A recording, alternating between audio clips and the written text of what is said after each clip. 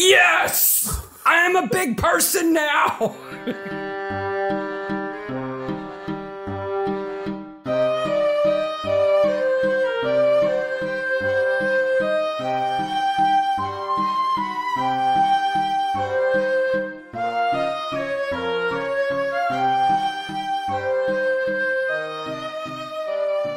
Hey, Maniacs. Hey, Maniacs. Long time no hear. Oh, my gosh.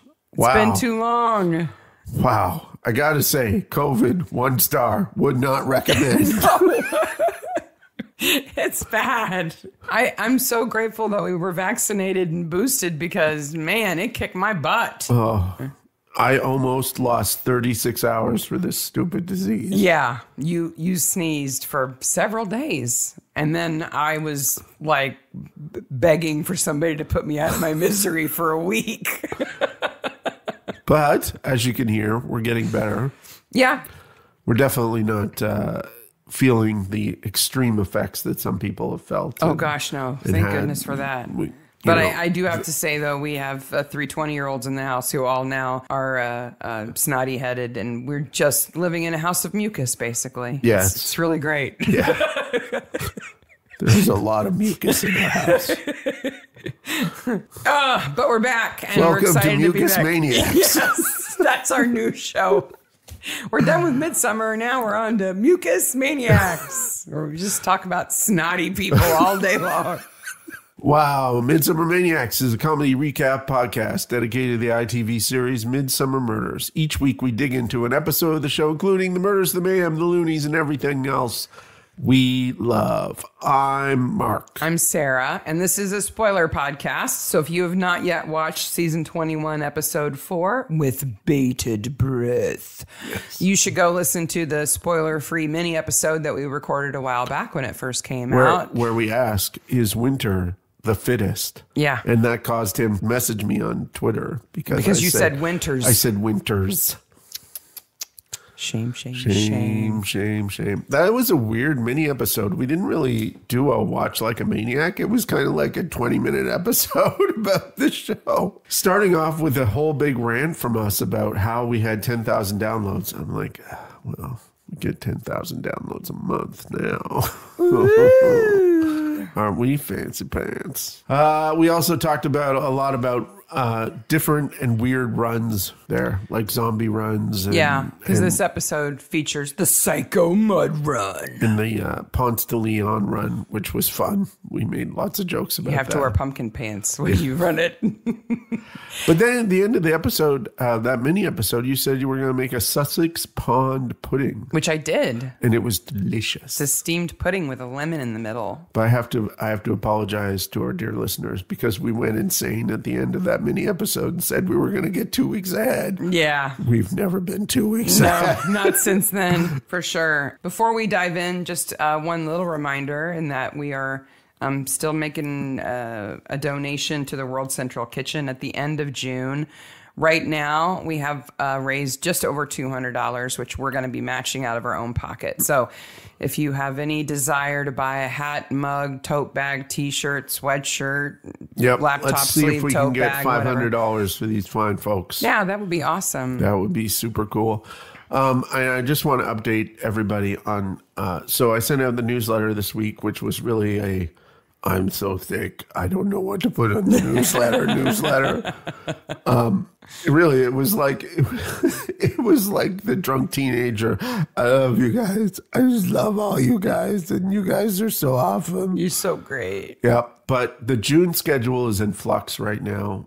Well, June and July, really the last 6 episodes, because this is the end of season 21. But we will be doing a live episode at some point during season 22 over the next 6 episodes. And you will get more information about Mystery Maniacs. Yes. And we are actually planning on taking some actual time off, time that we don't spend. Wait a minute. I only take vacation time to be sick. Well, I'm actually thinking we should take some actual vacation time. Plus, I have to go to Canada. You're nuts. So, well, in the meantime, though, We have With Bated Breath. Yes, originally broadcast in the UK on the 28th of March, 2021.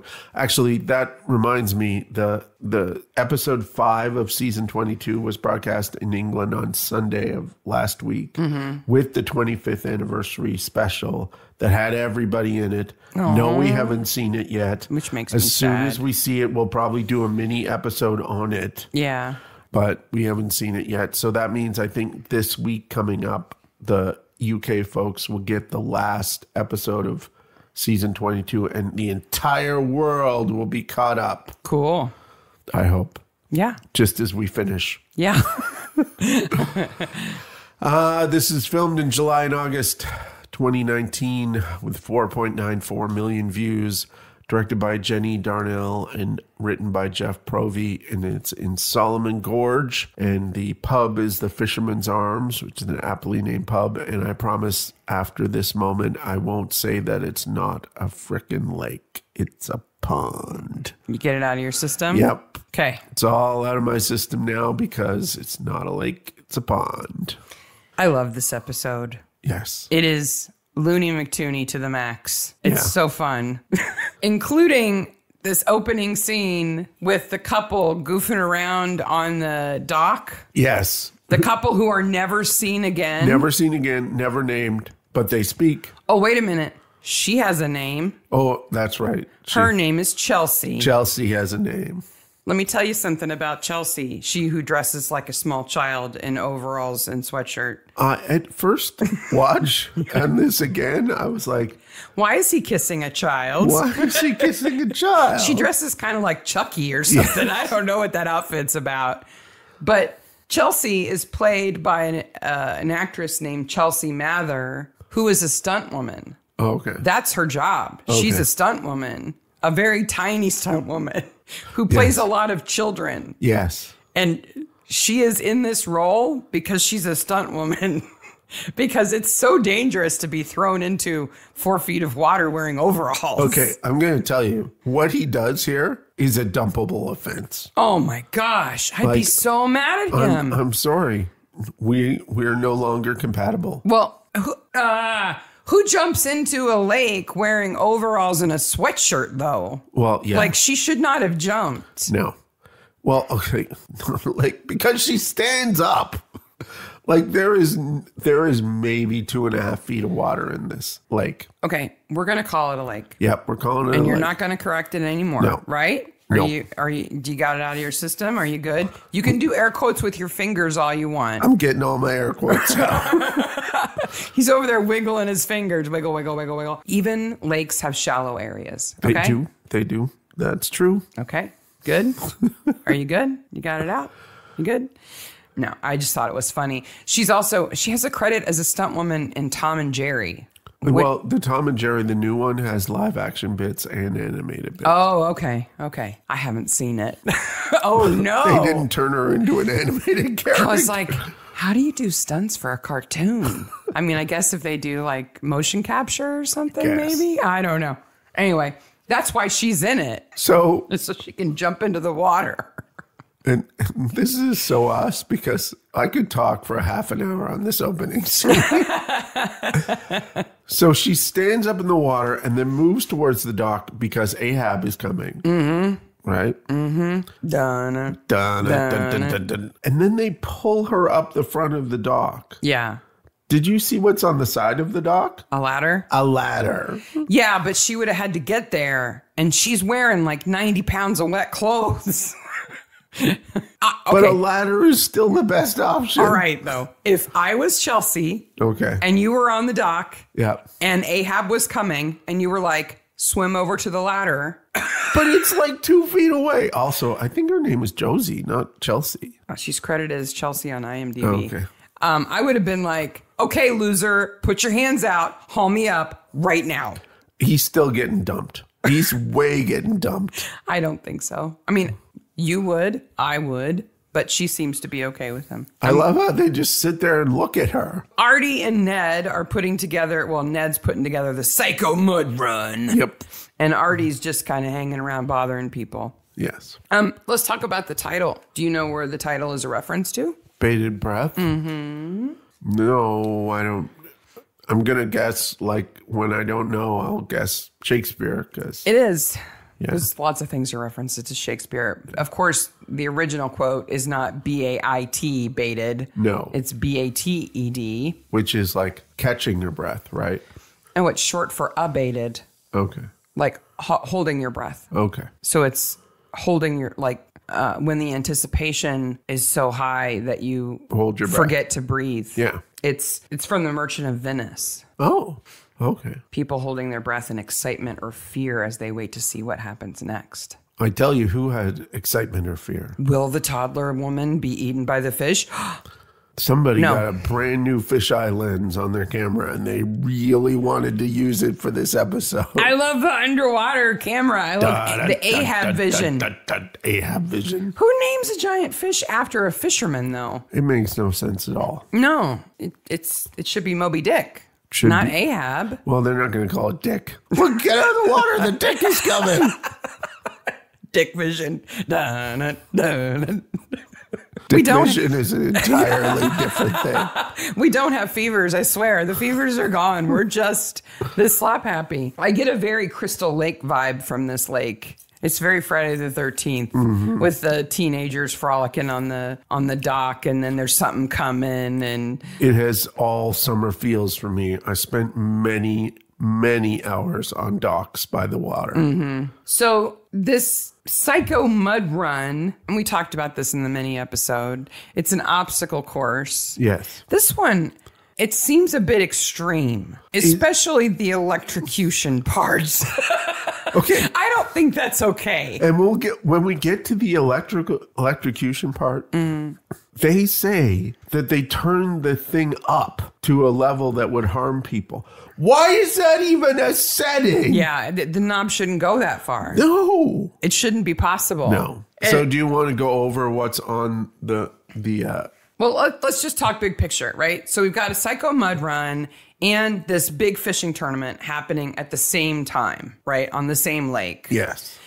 But it's not your standard fishing tournament. It's not like a competition to see who can catch the biggest fish. It's specifically to catch Ahab, who is this legendary giant fish. And there's a 20,000 pound reward for anybody who captures Ahab. Now, how they will know that it's Ahab, I don't know. But so we've got two competing groups of people, right? Yes. The psychos and the lake monster people co-inhabiting, and that causes conflict. Yes.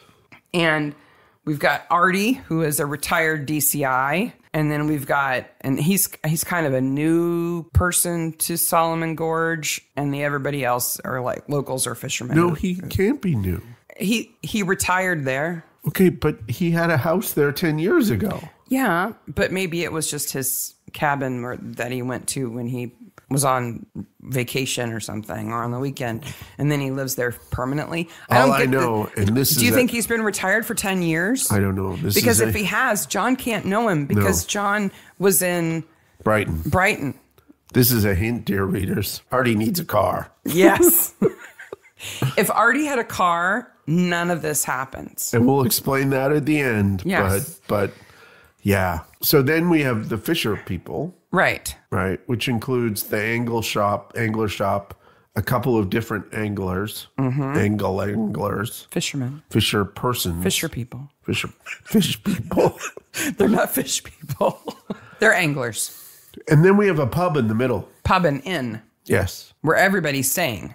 It's not that big. I don't know how everybody's staying there, but apparently everybody's staying there who's from out of town. Yes. Yes. Okay. Are we established now? Yes. Okay. But then there's Lex. Lex is the crossover. Used to be angler, now psycho mud runner. And Superman villain. Fireman. Lex Luthor. Yes. We got the fireman versus the two police people. Yes.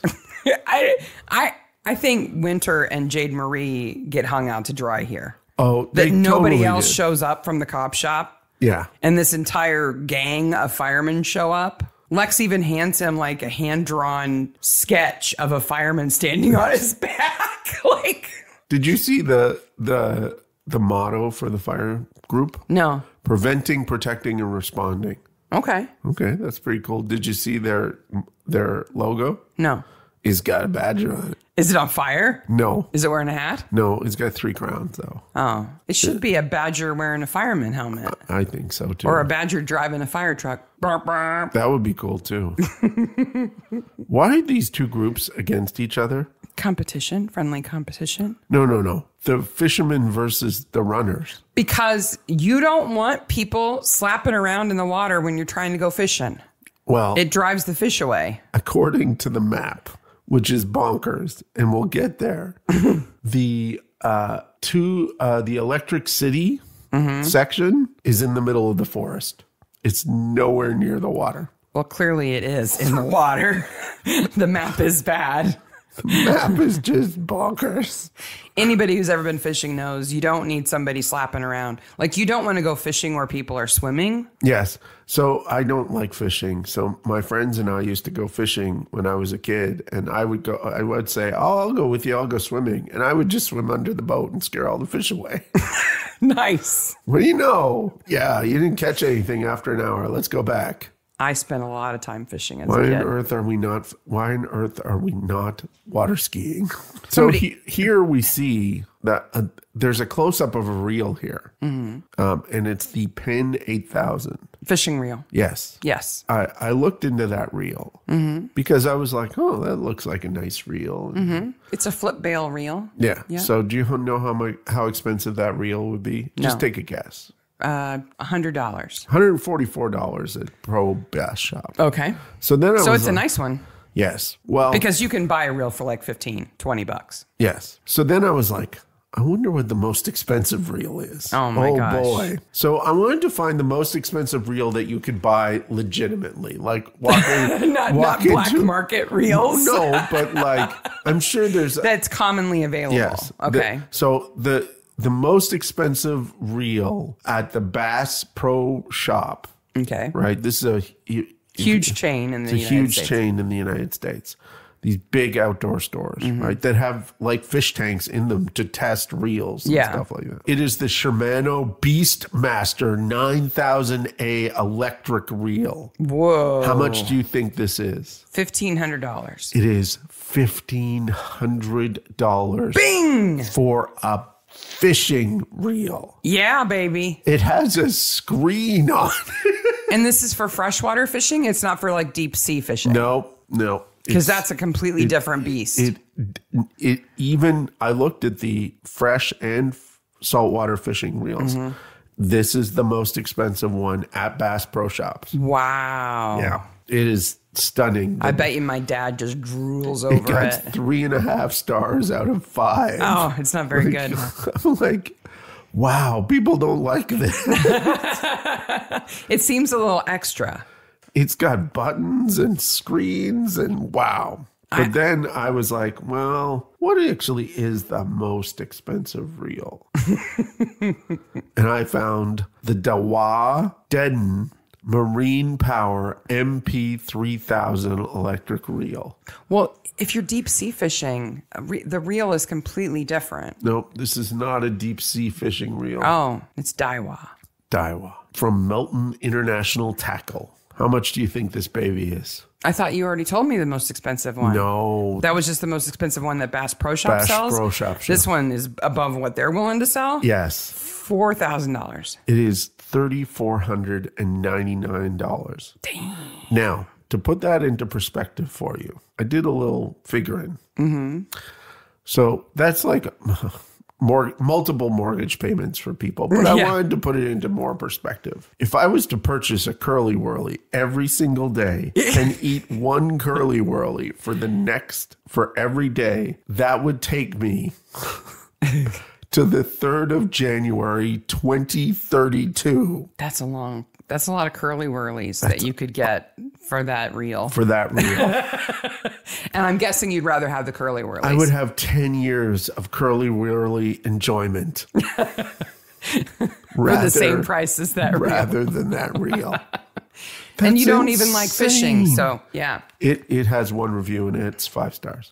I have to tell you, though, when I got a little bit nostalgic seeing the reel in the episode, because it has there's a piece of curved metal that goes over the top. It's called a bail. And when you cast, the bail goes to one side to let the line go out freely. Yeah. And then when you're done casting, you set the bail. It clicks over, and that stops it from going out and lets you reel it in, right? Yeah. That's a standard fishing reel nowadays. But when I was a kid, those were the fancy ones. That was super fancy when I was a kid, too. The alternative was one that was completely encapsulated in like a almost like a pill shaped thing, and the line and everything was inside. There was no bail. There was just a button. Yeah. And you press the button, and that would let the line go out. And my dad wouldn't trust me with a reel that had a bail on it until I was like 9. But the day he handed that to me, because I was like, let me guess, I get the push button with the bobber. So boring. Because the bobber just sits there. Yeah. And you just stare at it. Yes. You don't get to move it or anything. No. But when I was about 9, he just handed me a reel that had a bail on it. And it had this little iridescent green worm with a fin on it called a green machine. Nice. And you let it sink to the bottom, and then you reeled it in real slow so it skipped along the bottom of the water. So you had something to do all the time. And I was like, yes, I am a big person now. And I didn't have that feeling again until I was like 35 when he told me my first dirty joke. When he didn't tell me to step away when he told my sister a joke. I'm an adult now. But I remember that bail. It's a big deal. So the other person running in the mud run is Sarah Barnaby. Yes. She's going to do it too. She just hopes to survive. Patty takes off and goes straight to the pub. Yes. That dog's smart. Yeah, he is. He's like, I don't want to do this run thing. I'm going to go get a beer. So then, of course, John has to follow him into the pub. And this is Izzy Silverman's Fisherman's Arms, right? Where we've got the postcards from her daughter. How long has her daughter been gone? 10 years. That long? Yeah. And in 10 years, she's never called. All she's done is send postcards. Just postcards. I'm sorry. I don't think I'd be okay with that. I don't think so either. But I'd also not be okay with saying to Griff, this is our busiest weekend, and him going, cool, I'm taking it off to go fishing. Because he's the chef. He's the cook for the whole the whole hotel. And he's just like, yeah, I'm going to go fishing. Bye. So Izzy has to bring in like a temporary cook. That's a nightmare. It is a nightmare. And then, of course, we've got Harper and Simone. Harper, who is unemployed, but, he hangs out in the kitchen. Yes. And he's in love with Simone, who is Ned's daughter, who also works at the hotel. He proposes to her, and that's a big embarrassment and everything. But that's basically the cast of characters. Yes. We got the fishermen, the runners, and the townies, and Artie. Yes. I don't know where you put Artie in that bucket. Hanger-on, former cop, killer. Yes. Basically. Artie's the killer, by the way. Yeah. Though he seems to have some magical powers. He's fast. He's super fast. He's living on a pretty tight timetable, killing people, and then hanging out with John to look innocent all the time. Okay. We'll get there. But first, I need something explained to me. Okay. How do people fish in England? Because there's slingshots in the fishing store. And then there's a guy on the shore that has a slingshot too. Mm-hmm. And I'm like, why? What's going on? What are pegs? Of all, they call them catapults in England, not slingshots. But I'm going to say slingshot because that's what we call them. And a catapult's something completely different in my head. So there's 2 purposes for having a slingshot. One is to fling fish bait onto the top of the water. So you put something like dog kibble in there. Okay. And you shoot it out onto the lake, and the fish come to the surface to eat it. Okay. And then you know where they are. Okay. That's what he's doing. Okay. Lately, some new kinds of slingshots for fishing have been developed, which are actually tiny spearfishing rigs. So it's a slingshot crossbow combination. You can get Ahab with a little slingshot crossbow. It's got a crossbow bolt in it that's tied to a line that's connected to a reel, and you shoot it slingshot style into a fish and then reel them in. It's not very sportsmanlike. No, I don't think so. Well, but what that guy's doing is he's baiting the fish. Okay. Especially fish like carp, which there's like a gazillion different kinds of carp, but they like to eat things off the surface, so it gets their attention. Okay. You can also do it to attract ducks. If you want to feed ducks that are out in the water, you can use a slingshot to feed them. Okay. Just seems weird. And they're just fun to shoot. This is also not fishing like the fishing episode where they were on the river. It's not fly fishing. It's not fly fishing. That's completely different. Completely different. That's drift fishing. Yes. This isn't like that. No. They're using all different kinds of bait and hooks and stuff like that. Oh my gosh. So my dad is very into fishing, has been my entire life. And I can still smell it. He used to make this catfish bait that was the cheapest canned dog food he can find, mixed with like Velveeta cheese. Ugh. And you had to mix it together with your hands and then make little balls of it. And then you put that on the hook. Catfish love this. The stinkier, the better. The grosser it is, the more likely they are to eat it. Oh. It was so nasty. Yeah. Sorry. I'm out. Sorry, Dad. Like, I'm out. I would handle maggots every day of the week before I had to mix up another batch of that stuff. And of course, he would say, well, you can go fishing with me if you help me mix up this bait. And then that smell would be in your head forever. Forever. If I could smell anything, I'm sure I could smell it. This would get past your congestion. Oh. It's that bad. So somebody puts fishing hooks in the elbow crawl part of the obstacle course. Yes. And we find out later that it's Harper. Yes. So Harper is in love with Simone, but her dad doesn't really approve of him because he's an unemployed loser. And he really wants to win the Psycho Mud Run to impress Ned. Yes. To impress his girlfriend's dad. So he puts fish hooks in there? Yes. How is that going to help him win? I think probably he puts them in, there's rows, right? Yeah. I bet you he put them in 3/4 of the rows. And so he knows where they're not. He knows where they're not. But it's going to get the race canceled. Or the at least paused. Okay, the race would be canceled instantaneously. Yeah. It's not going to help him win. There were people in the pub with fish hooks still in their bodies. Yeah. Like, no. Have you ever giant fish hooks? Have you ever had a fish hook stuck in you? Oh, absolutely. They hurt so much. I grew up beside a lake. I had it all the time. Yeah. The barbs, so you have to push them through. Oh, they hurt so much. And then Artie says, John, you have to investigate this. And John says, but there are locals. And Artie You're a local, dude. Artie says, but they won't be around till Monday. Do the police take the weekend off in Solomon Gorge? Like they don't work weekends? And they never show up, as far as I'm concerned. As far as I know. No. The local plods never show up. No. I love that. And like, okay, what Harper does is assault. Oh, yeah. Like he wouldn't be taken down to the Nick and just let go. No. He would be in jail. Yeah. Because like a dozen people got injured. Yeah. Including his dumbass. Apparently, he can't put hooks down without getting stuck with them so much his hands are bleeding. That's how he gets caught. He's got bandages on every finger. Like, what are you doing with these hooks that you can't just drop them on the ground and not have them impale you? Like, you're doing it wrong. You're not supposed to hold them at that end, Harper. You hold them at the other end. The package is tiny. Yeah, but the hooks are gigantic. The hooks are gigantic. So they go to the bait shop to find out who bought the hooks. Yes, Griffin Twig bought the hooks. No, at first they say Mr. Twig. And I didn't remember that Griffin's last name was Twig. Mr. Twig is such a funny name. Yeah, it is. It sounds like something from a Beatrix Potter book. But it's just Griffin, Mr. Bad Bucket Hat. Mr. Shirk off the biggest weekend of business at the hotel. He's a DJ waiting for Manchester to happen.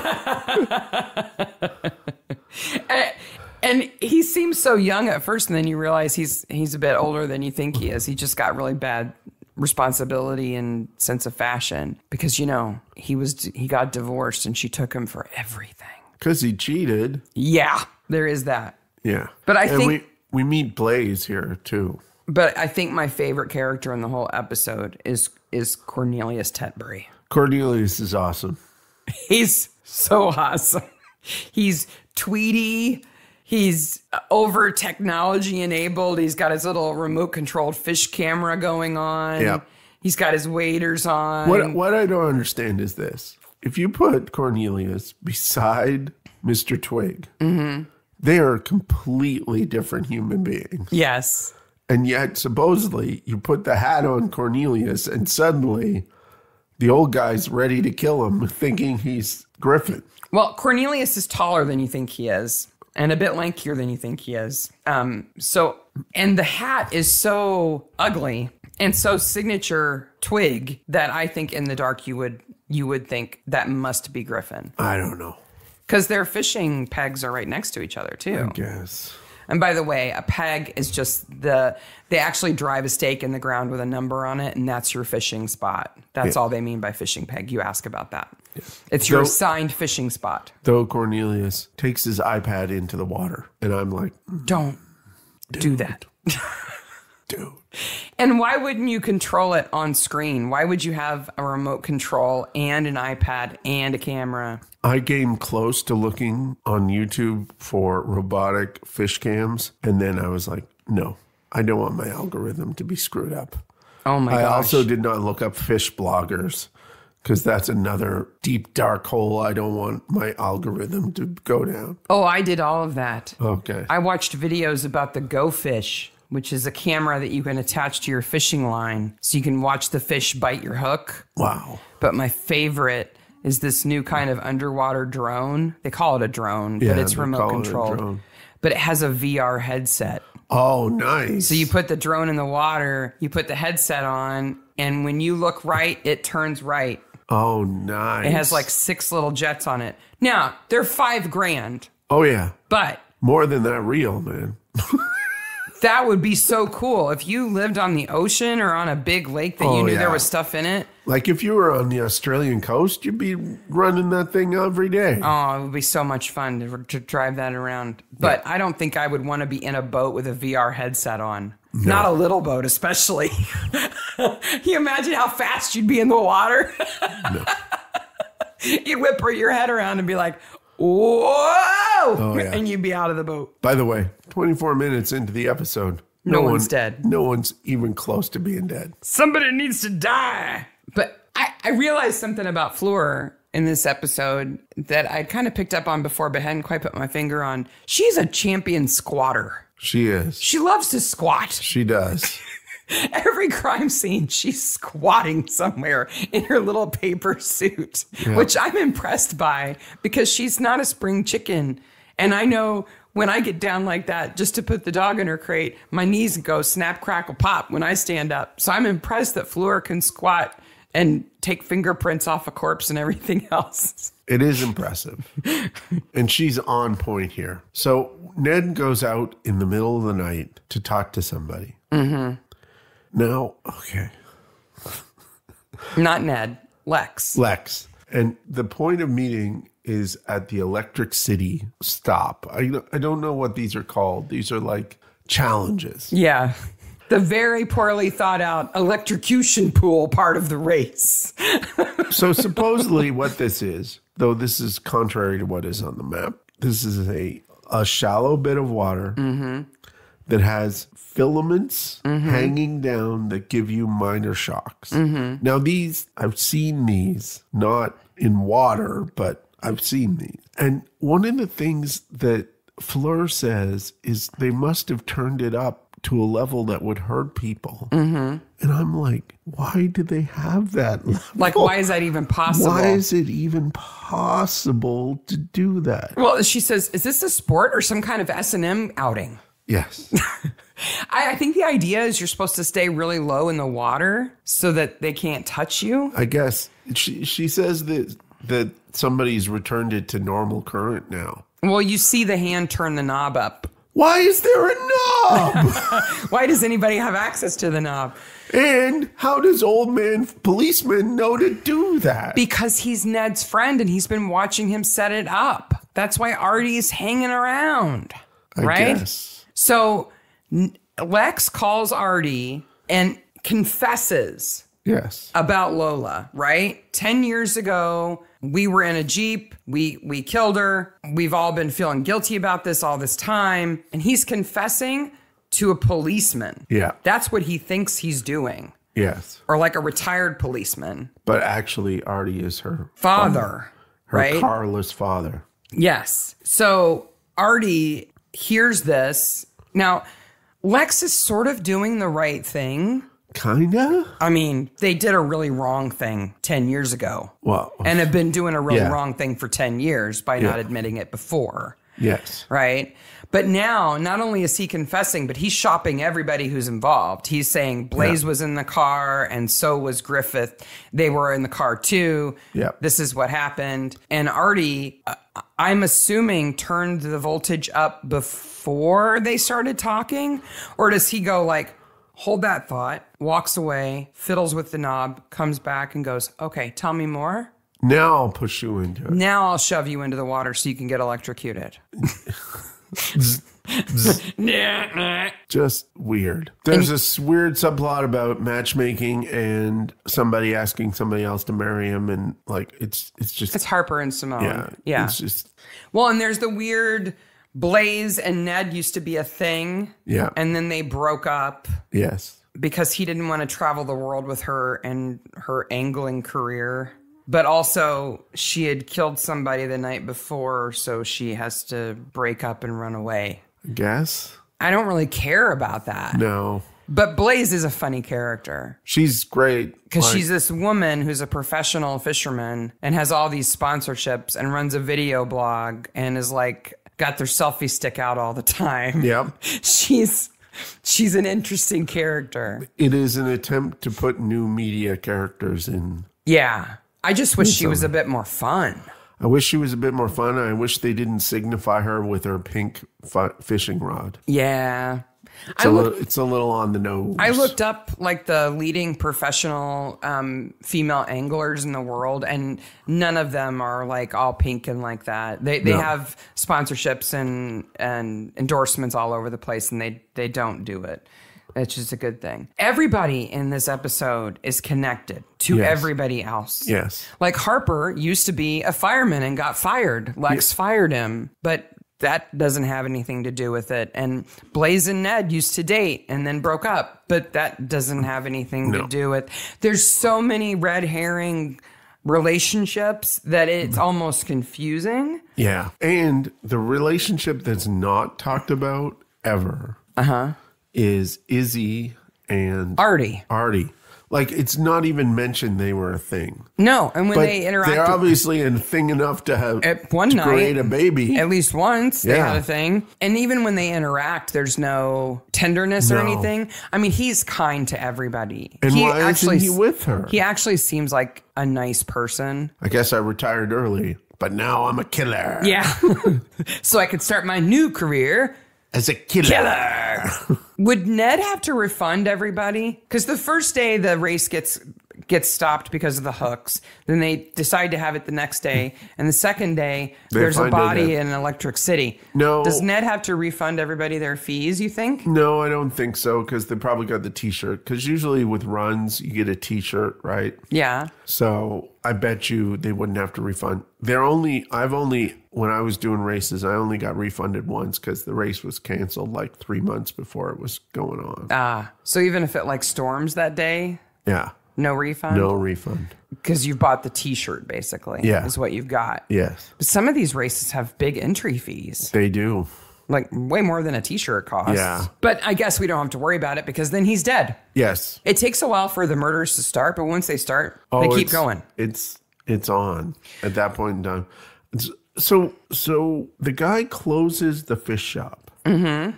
Freddie closes the fish shop, and I'm like watching it for details, but then I'm like, oh, there's signs there. Did you see the signs? I did, but I didn't look closely at them because I knew you would. One was for Cormorant Watch, which is a whole UK government program. Yeah, they're important birds. They are. The next one is very weird, though. It says, Master and Mistress Spaders, stand by your rods. Is that like, gentlemen, start your engines? I don't know, but Mistress Spaders is the weirdest thing I've ever heard in my entire life. Is it Mr. and Mistress or Master and Mistress? Master and Mistress Spaders. So it's the masturbator joke. It's a masturbator joke, but the Mistress Bader makes it weird. And why don't they start with Mistress and Masturbators? Stand by your rods. I don't know why they'd ever put that on the sign weird. Ever anyway. It's just weird. So he leaves, and then Ned meets Artie there. The Fleur says that Ned was killed somewhere else. We never see it. There's a lack of flashbacks here because they're impossible. Because Lex or Ned would have easily overpowered him too. Oh yeah, I can believe that Artie could shove Lex into the water, catch him off guard, and shove him into the water. I can believe that. What I can't believe is that Artie kills Ned somewhere other than right in that room in the fishing shop. His best friend Drags him there. Yep. Somehow in daylight. Yep. Empties an entire barrel of maggots out, puts Ned in the barrel, and then puts all the maggots back in. How does that work? And gets none of them in his mouth. Does he put them in his pockets or something to hold them? Does he have a backup barrel? There should be an empty barrel sitting there that he put them in, or I don't know and how then he does it. leaves the door wide open. He closes it, but it's not locked. Yeah. Because then Cornelius comes along and just pushes it open. Yes. Because Freddie is out at his heartbreak shack in the woods where he goes to be sad. Is that like the murder shack from the last episode? Yeah, but it's just heartbreak shack, okay. Right? It's his sad shack. With all his Tupperware on the floor. My sister has a she shed and Freddie has a sad shed. Which is hard to say. Yes. It's Sad Shack. Freddy's Sad with a giant trunk freezer outside where he keeps bait in Tupperware containers frozen. Yeah. Which all gets displaced. That's what you're talking about. Yeah. And Griff almost catches Ahab. They think it's Ahab. Yeah. His line should have broken. That's what should have happened. Yeah. Is his line should have broken. There's this whole thing about you can't have anybody help you. What? It's a tournament. It's a competition. If somebody helps you, they get a share of the prize. Okay. Fishing competitions don't work like this. Yes, they do. To get one fish. Well, okay. Well, there's no bounty competition like that. No. It's biggest fish, most fish, specific species of fish caught in a certain amount of time. Yes. No, nobody has a catch this specific animal competition. But they are pretty strict. Really, really strict. But his line should have broken. The fact that his rod gets yanked out of his hand and goes into the pond means now anybody can catch Ahab, because unless it manages to get the hook free from its mouth, there's going to be a rod and reel floating above Ahab wherever he is in the lake.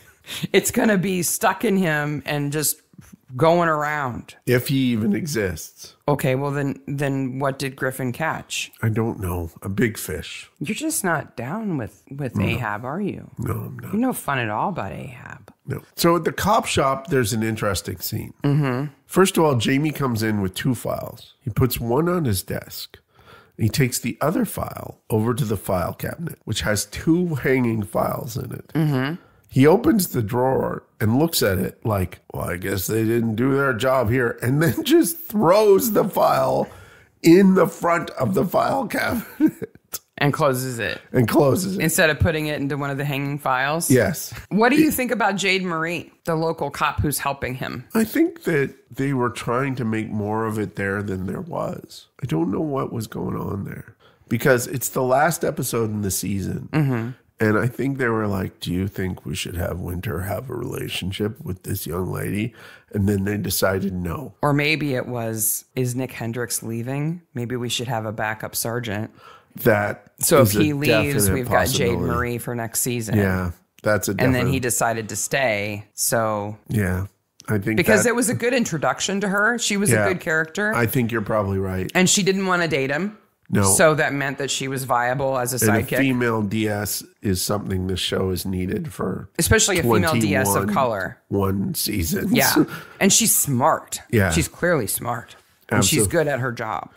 I'll tell you what's not smart. You get a close-up of the map here. The map of the lake, the run map? The run map. And it is bonkers. So I tried to jot down all of the obstacle names that I could see. Yes. And I got Tubes of Destiny, which is tires. Yes. Mount Agony, which is hill. A hill. And Electric City. Yes. But there's got to be more on the map. What are they? So number 1 is the track run. Number 2. Wait a minute. Track run? Yes. What's that? Where you run on a track. Oh, like a running track? Yes. Okay. Though you seem to only go one way on it. But okay. Mount Agony is 2. Number 3 is Hay Bale Hill. 4 is Tubes of Destiny. 5 is Electric City, which is clearly shown in the middle of a forest. Okay. There are woods right up to the edge of the lake. It is easily 200 yards from the lake. Okay. 6 is Jungle Climb. 7 is Mud Track 1.0. 8 is Rocky Ride. 9 is Mud Track 2.0. Part 2. 10 is Psycho Mud Fields. 11 is Cliffhanger. 12 is Mud Pits. 13 is Mountain Climber. 14, The Great Wall. And 15, The Last Leg. Oh, the names get less interesting. Yep. Tubes of Destiny is the best one. This map has a course route, orange spectator route, so it shows you where to walk as a spectator, blue spectator route, an obstacle, that's what they're called, obstacles, where the medical tent is, where the Psycho Mud Run village is, and where water stations are. That's all the things I would expect to have. Parking, bathrooms. It goes on. Okay. How long do you think it takes to do this race? I think it's a 3-hour race. They expect you to finish this race somewhere between 2 3/4 hours and 3.5 hours. Okay. That's insane. That's a marathon. That's a long time to be muddy. Yes. And you don't get to Electric City till 35 to 45 minutes. When you're good and muddy, you need to be rinsed off. I guess. When you got fish hooks stuck in you, you need the electricity. That's a good thing to happen. There's a whole how to be a spectator at the Psycho Mud Run in Solomon Gorge. It's a well planned out thing. Speaking of which, the fishing tournament is a well marketed thing. If Freddie's supposed to be responsible for it, that side of that truck with the big Ahab thing on it is beautiful. Where's he getting the 20 grand? I'm assuming he's been saving it up. I guess. He's the only tackle shack. shop. He's the only tackle shop in town. By the way, when we were rewatching it, I said that Freddie was familiar to me, and I was trying to figure out where we'd seen that actor recently. Did you figure that out? No. His name is Anurin Bernard, and he was in The Adventurer, The Curse of the Midas Box. Oh, okay. You remember that? Yeah. He plays Mariah Mundy, and Michael Sheen and Sam Neill are in that. It's like an adventure, but he's a teenager in that. Yeah. But he has not changed. No. He just got bigger and gloomier. Yes. But if you haven't seen The Adventure or The Curse of the Midas Box, it's very fun. It's really fun. It's like I liked Indiana Jones. Yeah, I really liked it. Yeah. I like Michael Sheen a lot. So that's where Sam Neill. That's where I knew him from. Yeah. So then we have this weird Cornelius and his machines part where he puts on Griffin's hat and he gets shot by a slingshot. Now, across Midsomer, instantly, Artie is now at the Barnabys. Yeah. So Cornelius died at 9 p.m. So he went to the Barnabys after 9 o'clock for dinner. And Betty's still up? No wonder they offer to let him stay the night. They're eating dinner at like midnight or something. It'd take 15 minutes to get home. And he makes a call on Cornelius's phone at some point to throw off the time of death. Every time they say Cornelius, I think of Fifth Element. Cornelius. Yes, Cornelius. He makes a call while he's there with them, I guess, from Cornelius's phone. I guess. Why? He is the worst ex-cop criminal ever. No, he's the best. They wouldn't have caught him if they hadn't caught him with Blaze in the boat at the end. I guess. The dude can be two places at once. How does he even do that? I didn't have a chance to do this, but I really wish I did. I would like to plot out this entire episode and do Where is Artie at every moment. Because when he's not with John, he's killing. Yeah. He's busy. Where were you? I just went to the bathroom and killed somebody. But now I'm back. Yes. Let's have a beer. I'll stay over. Sure. Put me up in the guest room. No, wait a minute. I got to slip out a little bit. Kill somebody. I'll be right back. The teddy bears are so creepy. Oh my God. Why does he? Oh, Artie is broken. Why does he send teddy bears, first of all? I realize he's trying to be nice, but he could have just brought them. He knows he's going to see John. Yeah. But he mails them from his house. Yeah. It's very strange. To the Barnabys. Yeah. No, to the police shop. To the cop shop. To the cop shop. Like, you could have just run into John and said, hey, I've got something here for Betty. The whole thing is weird. But I think we're supposed to think it's sweet. I do. I think so. But it's creepy.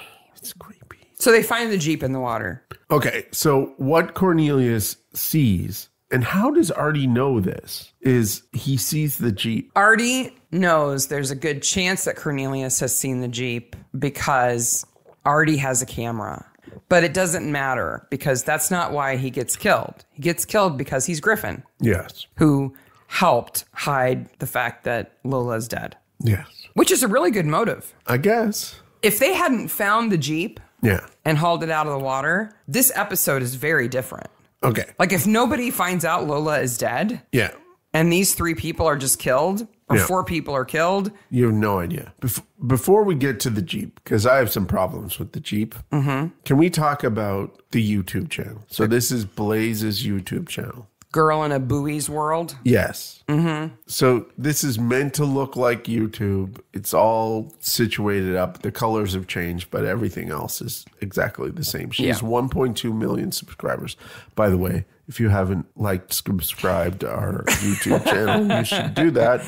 We don't have 1.2 million subscribers. But I thought that was a weird name because obviously it's a play on buoy and boy. Right. Right. So I put that in my searchy engine and got a weird thing. You did the Google? Yes. I'm kind of worried about what you found. No. I found the set of postcards from 1906. Called Girl in a Buoy's World? Called Girl in a Buoy.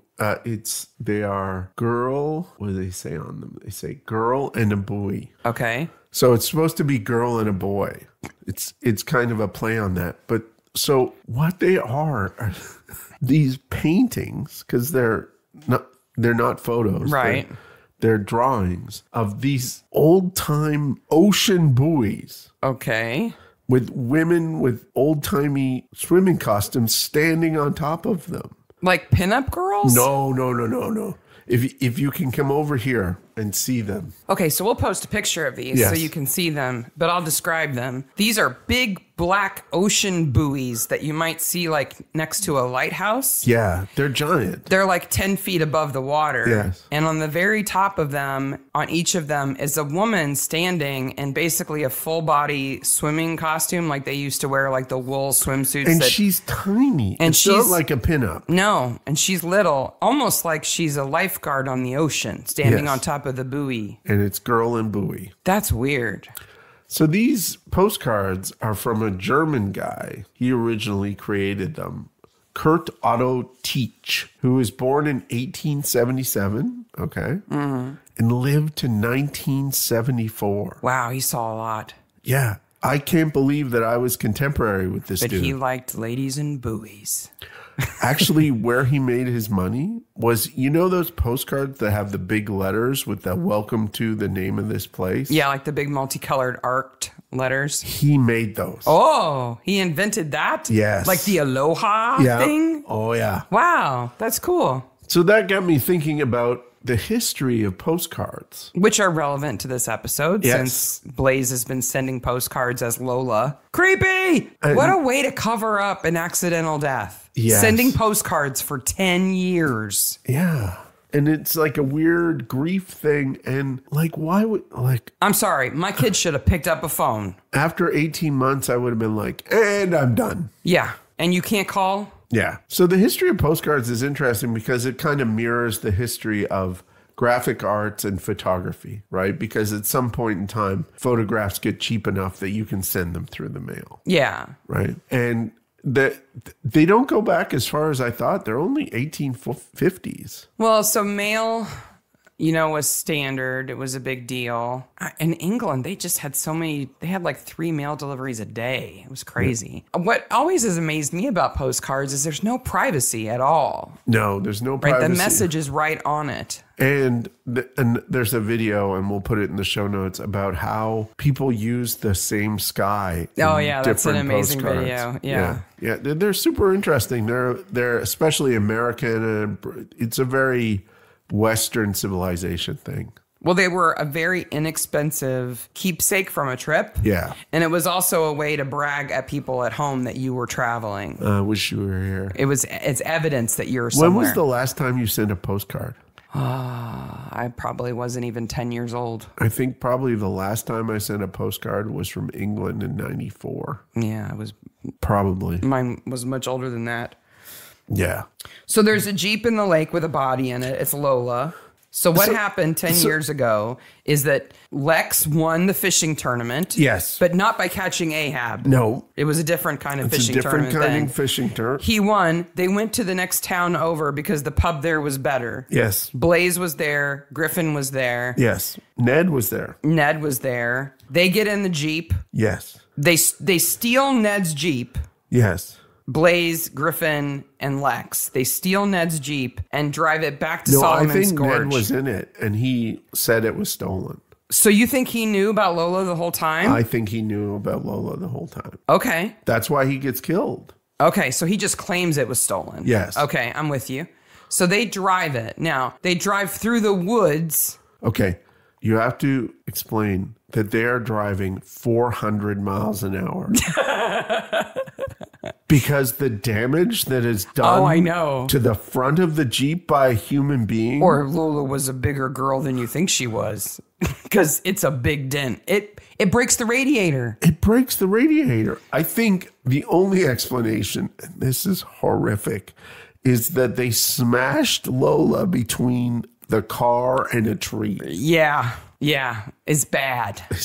That is bad. Bad. So then they freak out. They put Lola in the car with her suitcase and they roll it into the lake. Yes. Because they can't start it again because it's so damaged. And when they pull it out of the lake, which is, we've seen this before in Midsommar, but it's not an everyday occurrence. No, it's an impressive crane that they use to haul it up. But what's her name from the pub? Izzy. Izzy runs up and touches the evidence all over the place. I'm like, evidence! It's your child. Yeah. I would do it too. Yeah. I would do it too. So the suitcase is there. The necklace is there. But there's a necklace right there after being in the water 10 years. I don't know about that. Well, and Lola's seat belted into the driver's seat, isn't she? Or something like that in the front seat? Yeah. Wow, it would have been gross. It would have been real nasty. It would have stank. Meanwhile, Ahab's like, I still got your fishing rod. Yeah. I didn't do it. It wasn't me. Griffin thinks that he was the target when Cornelius was killed. Smart. Which he is. So he goes and confesses to Izzy. Who closes the pub. Thank goodness something actually closes. Well, and Izzy, she's the red herring at this moment because she pretends to forgive Griffin and puts him in her office and locks the door. And you're like, oh, maybe Izzy is the killer. Izzy's killing everybody. Office doors don't work like that. I don't know. Office doors don't work like that. What do you mean? Because they locked him in. You always have a lock on the other side of the door where you can get out. Why would you ever have a lock that only worked from one side? I don't know. That's a good question. It's not how doors lock. Well, he's locked in, and you're like, oh, maybe Izzy's the killer. But no. She's just like, you're not getting away, dude. Yeah. Which is good, because she saves his life. Yes. Because Artie looked for him to kill him, too. Yeah, Artie would have killed him, but he was locked too. up. Harper buys Simone a plane ticket. Yes. Because he loves her. He does. And he wants what's right for her. And her getting away is a good thing at this point in time. Yeah. And the ticket is from Luton to Malta. Is there an airport in Luton? Yes, there is. There is, in fact, an airport in Luton, the London Luton Airport. Okay. And there is an airport in Malta Luca. That's the only airport on Malta. Oh, okay. So it's two real airports he's buying her a ticket to. But it's one way to Malta. Maybe she didn't want... What if she didn't want to go to Malta? Can I go to Malta? I mean, Do they have Malta's... COVID in Malta? I don't know. I mean, it's nice. Yeah, I guess. Here's a box with a solution in it. There's a funny line here at the cop shop where they go, do you have a map? I'm like, there's two right behind you. Yeah. No, give me that map. But the bet, I don't know. I really like Blaze's character. I think she's interesting. But I said she was my favorite. She's really not my favorite. Okay. My favorite character in this episode is Gert, the can chaser. The can chaser. Why is Gert in this episode? Because he knows everything. So we call him a can chaser. I don't know if it's not a common thing. So Ross Noble, who is a comedian, a British comedian, if you've never heard of Ross Noble, oh my gosh, just go YouTube him right now. You have to. He's so funny. He's incredibly funny. He does this routine about watching a drunk, like homeless guy with a can of beer that he's holding out in front of him, and he's stumbling forward. So it's like he's chasing his own beer, coming one way down the street while a group of Hare Krishnas is coming from the other direction. It's fantastic. And Ross Noble is standing there waiting to see what happens when these two groups meet. It is so funny. He's a fantastic storyteller. But Gert is the village can chaser. He's totally the can chaser. The whole episode, he's like, you got a couple of pounds? You got some money? I love how he just asks Jamie to buy me a beer. Yeah. He doesn't ask. He just tells people. Winter's like, I'm about to run a race. He's like, cheapskate. He's awesome. And then he's sitting in the pub and he's like, buy me a beer. Yeah. Like, why? Why? I'm thirsty. So? And I know everything. Because he does. He knows. He's total. It's. I have it in my notice. Deus act Gert. He's like the act of God is Gert. Yeah. He's like the I shouldn't even have said anything. The prophetess in Greek mythology. Yes. What's her name? The Oracle. The Oracle. Yeah, he's the Oracle of Solomon Gorge. Yeah. The can chaser, Oracle of Solomon Gorge. What if they just went to him first? Oh. What if Artie had a car? Okay, so this is the problem. The night that Lola dies, she has had a fight with her mother, and she goes to her father's house. Yes, which is a cabin in the woods. Yes. And Artie says, you can't stay here. Yeah. You need to go home to your mother. Right. And so in the middle of the night, Lola is going through the woods with a suitcase. With her suitcase. In the dark. And her mom doesn't know she's on her way back. She doesn't know that she's gone to Artie's. No. She's just left with a suitcase. Yep. So she doesn't know where she's gone. But if Artie had a car, he would had have driven her home. If he does have a car, he's rude. Because Lola was a teenager. And he sent her packing in the dark with a suitcase in the middle of the night through the woods on her own. Didn't call her mom and say, I've sent Lola back home. No. She's on her way. No, nothing. Why does Artie not have a car? Or why is he too lazy to offer her a ride home if he does? Yes. If he did, none of this happens. What's that sound? Oh, it's just Artie killing Blaze. He's got her in the boat. He's got a big rock in the boat. He's going to go with her, though. She's so not tied up. No. She could get out of it. I love that John is doing his typical, like, de-escalation talking thing. And she's like, hello, do something. I'm going to die. And they're like, but Artie, what happened? And did you give her a necklace? And she's like, excuse me, I'm going to die. Blaze, can you please just be patient? Yes. We're talking. I'm going to die. And he throws that rock over. And then they totally do that. And now everybody's safe. Yeah, because we don't need to see Winter and Jade in their full gear underwater untying ropes. Yeah. Did you notice what was around Blaze at the very end? A blanket? Yeah, a little shiny blanket like the reference to the first one. Yeah, would have brought you a foil blanket if I'd known.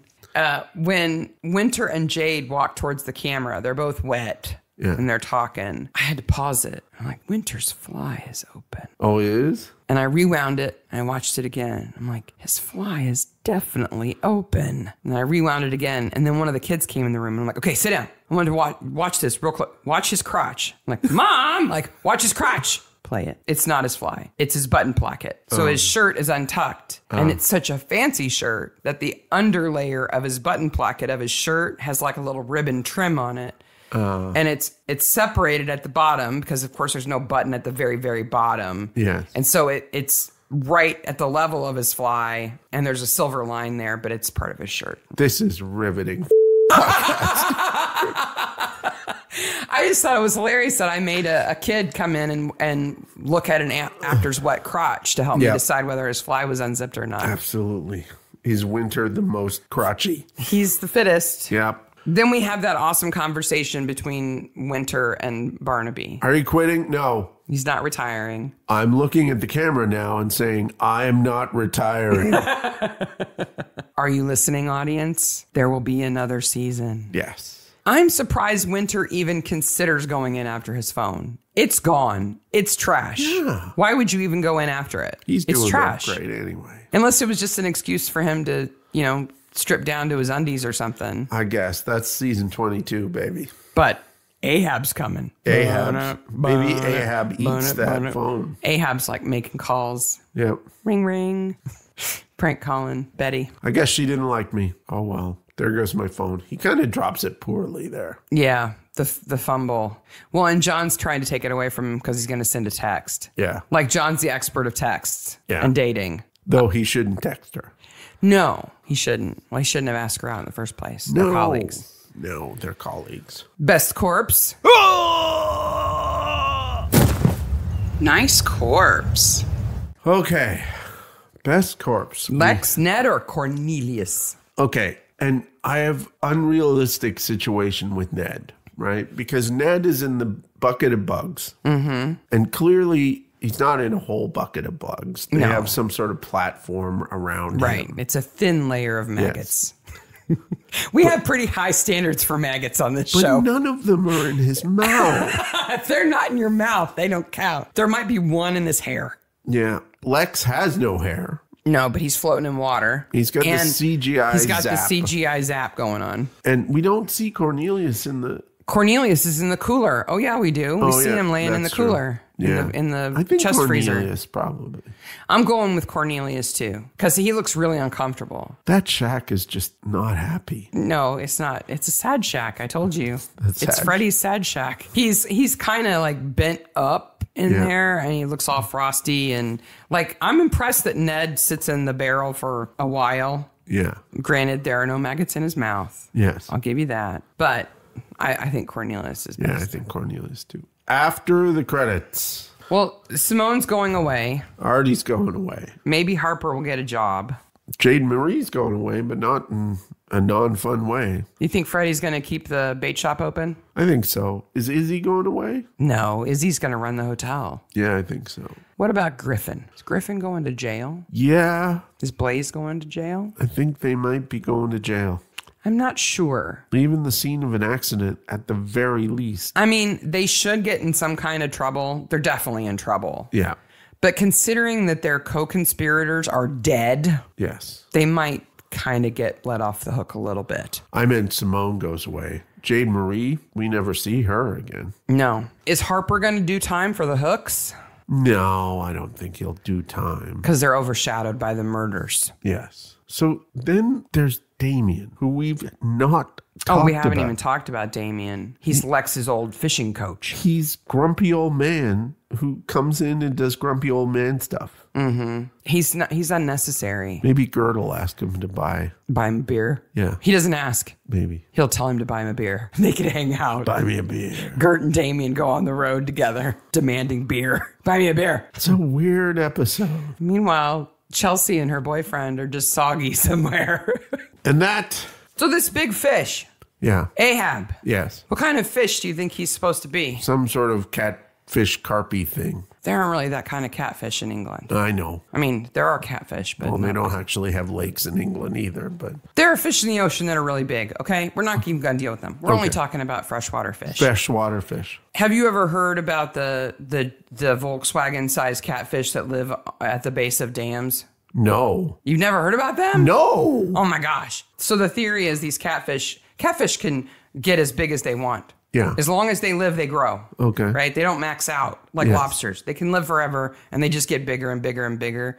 So the theory is they live at the base of these dams where the water is kind of like it's like a natural collecting point for crap that floats over the dam. Okay. And they eat anything. Yeah. Right. So they get super, super big, and nobody catches them because they live at the bottom of the dam. You can't really get near them. So there's this myth that there's these.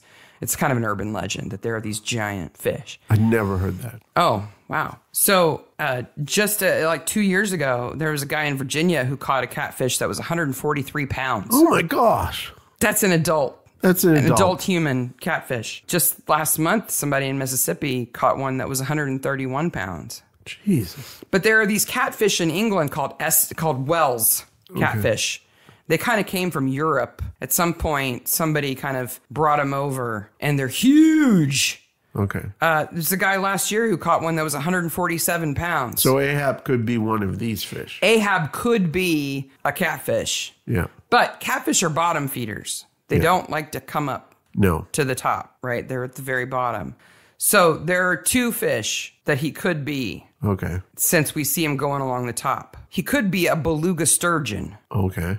Which is a freshwater fish. I did not know that. Yeah. Well, they can live in both freshwater and saltwater. Okay. Which is crazy. Are they? Yeah. That's like if you could live in air and nitrogen. Yeah. Like, what? Now, is this where beluga caviar is from? Yes. Okay. So beluga sturgeon go in and out of saltwater to freshwater. They like migrate like salmon do or whatever. They can get up to 20 feet. Wow. And weigh 3,500 pounds. Oh my gosh. And they can be in a pond. Wow. If they choose to be. Like if that pond has a river that connects to the ocean at some point, a sturgeon could swim in there. Wow. And be in there. That's a giant fish. Then there's alligator gar. Have you ever seen an alligator gar? Aren't they look like pike? Yes. They're like giant pike. Teeth out the wazoo. Yeah. They can get up to 350 pounds, 10 feet long. Okay, I'm never going in the water. It could totally be an alligator gar. Yeah. Or it could be one of these monstrous carp. Yeah. There are these weird mutant carp that can get up to like 300 feet. And again, they eat anything. Okay, 300 pounds, not 300 I'm sorry, feet. 300 pounds. Sorry, yeah. They're 300 feet of fish is a lot of fish. That's Loch Ness. Yeah. No, they can get up to like 300 pounds. Wow. And they're carp, which is what koi and goldfish are, by the way. They're carp family. They also can live in a pond that size. Wow. They caught an alligator gar. I forget where it was in England. I didn't put it in my notes. So 350 pounds they can get. Okay, this one wasn't quite that big, but it was in a pond that at its deepest was 15 feet. Wow. So it could easily be one of those. Easily. Easily. And a gar and a sturgeon, both of those can take a foot off if they want to. Oh, yeah. Easily. Easy. So Chelsea, Chucky, whatever her name is, overall girl, she did good to get out of the water. She did. Because if it's one of those, you're in trouble. Yeah. I couldn't believe that. Wow. So that is With Bated Breath, Season 21, Episode 4. Our last episode of Season 21. We have 6 episodes left. Yes. Remember when I said we had 9 left and we freaked out? Yes. We now have 6 left. 6 Just episodes. Season 22, and that's it, people. And then we move on to other mysteries. But it's a good one. The next episode is episode 127, The Wolf Hunter of Little Worthy. Oh, it's a good one. It's a good one. I've had the file system for this episode set up because I took a screenshot when we watched it originally and did the mini episode because there is it is maybe my favorite Easter egg of all time in this episode. Did we mention it in the mini? No. So we still have it for a surprise next week. I think we may have made reference to it, but I think we did that mini right where we're like, you should look at this. Yeah, and we didn't tell what it was. Yes. I'm excited. So that'll be fun. Plus, Father Brown's in it. And so is his butt. His butt is in it. His naked butt. Yes. And on that note, please like, subscribe, ring the bell. Yep, we're on Give Instagram, us a review wherever Twitter, you listen. email, all that good stuff. We're on the Facebook groups for Midsomer and Acorn. Episode 127, The Wolf Hunter of Little Worthy, Season 22, Episode 1. Yes. The last season. Well, the last season that we'll be covering right now. Yeah. But we know Season 23 is in production. And when Season 23 episodes come out, we'll get full Mystery Maniac episodes, which are Midsomer Maniacs episodes. Yeah. Yeah. We'll cover them, of course. We're not going to stop covering Midsommar. No. All right. But we do have exciting things coming. We've got some fun ideas. We're up to it. Up to all kinds of craziness. Yes. So until then, bye, Maniacs. Bye, Maniacs.